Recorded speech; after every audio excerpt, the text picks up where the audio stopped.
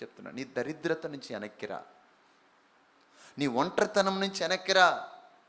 ఇక్కడున్న మీరు ఎవరైనా సరే ఇంకా సరైన మారు మనసు పొందకుండా ఉంటే, మీరు బ్యాప్టిజం కూడా తీసేసుకొని ఉండొచ్చు, ఇంకా పాపక్షమాపణ సరిగా మీరు పొందకుండా ఉంటే, మీ బుద్ధి మాంద్యమై ఇంకా మీరు పాపములో కొనసాగుతూ ఉంటే, మీరు ఎక్కడికి నేరుగా ప్రయాణం చేస్తున్నారంటే పందుల గుంపుకు నేరుగా ప్రయాణం చేస్తున్నారు, లోకానికి నేరుగా ప్రయాణం చేస్తున్నారు, దరిద్రతకు నేరుగా ప్రయాణం చేస్తున్నారు, ఒంటరితనానికి నేరుగా ప్రయాణం చేస్తున్నారు.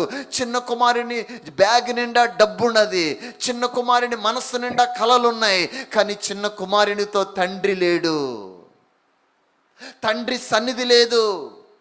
చాలామంది అనుకుంటారు, నాకు ప్లాన్స్ ఉన్నాయి నేను సెటిల్ అయిపోతా, నాకు డబ్బులు ఉన్నాయి నేను సెటిల్ అయిపోతా అని. నో, దేవుని సన్నిధి నీతో లేకపోతే నీ ప్లాన్స్ కుప్పకూలుతాయి. దేవుని సన్నిధి నీలో లేకపోతే నీ జీవితంలో నువ్వు బ్లెస్డ్గా మారలేవు. డబ్బు ఉండొచ్చు, దేనికి? ప్లాన్స్ ఉండొచ్చు, దేనికి? చిన్న కుమారుడికి ప్లాన్స్ లేవా? ఉన్నాయి.